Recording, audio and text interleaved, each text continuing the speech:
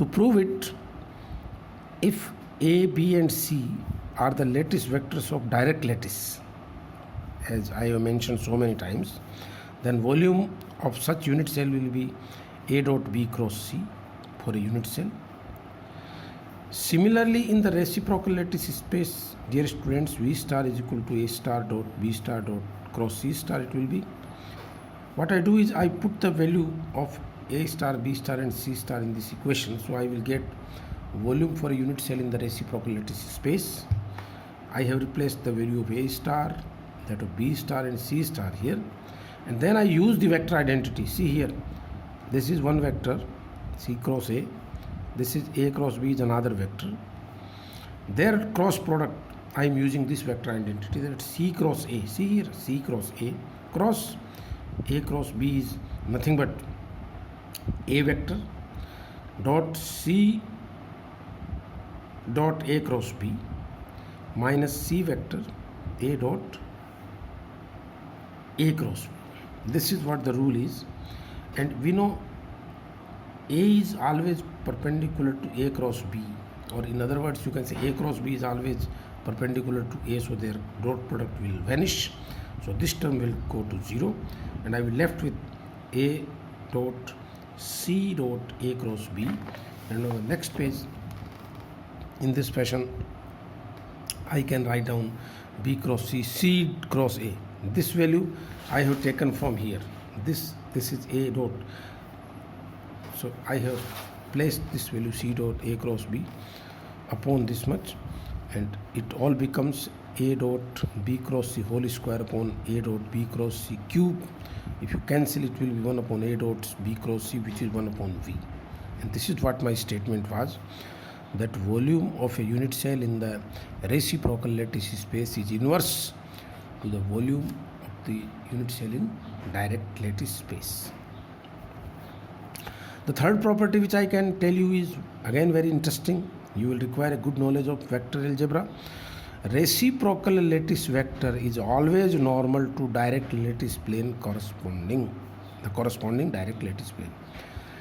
Remember, on the very first day in the reciprocal lattice, I started my definition saying this, that reciprocal lattice is always normal to a plane, direct plane, and its length is you will get a point which is at a distance on the normal, and that distance was determined by me earlier. Today I will prove the same. Consider this is a coordinate system, three-dimensional, and these A, B and C, OA, OB and OC, they represent a plane having Miller indices HKL. So the intercepts will be at A by H, B by K and C by L. This is what I have written. That first let ABC is a plane having Miller indices HKL intersecting the axis at A by H, B by K and C by L respectively, where A, B, C are the lattice vectors. This becomes a triangle, and there are few more vectors, OB, OA, OC. So I use the triangular law of addition of vectors in OAB triangle. So I can say OA plus AB is equal to OB. This is what I have written. And OA plus AB is equal to OB. Now what is OA?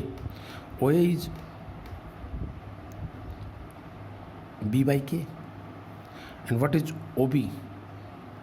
OB is B by K and OA is A by H, which I have been telling you. So AB vector will come out to be B upon K minus A upon H. Similarly, BC come to this triangle. Which triangle? OBC. So BC vector will be OC minus OB. And this CA vector will be OA minus OC. These three vectors I of the plane I have determined. Now I consider a vector sigma HKL, that is the reciprocal lattice vector sigma HKL for this plane. So I get the dot product of sigma HKL and any of the three vectors. First I dot produce with AB. So AB dot sigma HKL will be what? I have written the value of AB, which I determined here, B upon K minus A by B, A by H. And sigma HKL, earlier I told you today that any reciprocal lattice for corresponding to HKL can be written as HA star, KB stars and LC star. So I shall get this dot HA star plus KB star plus LC star, dear students, and that will provide me a dot product like this. There will be 6 terms, you can see 2 and 3, 2, 3 are 6. There will be 6 terms in the final result, and out of these 6 terms you can see this will vanish because A star is normal to B. Earlier I have told you B star dot B will be 1, this is 1, C star is 0. So out of these 6 there will be 4 terms outrightly 0, and there will be 1 plus 1 and minus 1, so 1 minus 1 will be 0. When the dot product of two vectors is 0, we know that it is normal to that. So I can conclude that AB is normal to sigma HKL. Similarly, I will dot produce sigma HKL with BC and CA, and surprisingly all these values are obtained to be 0.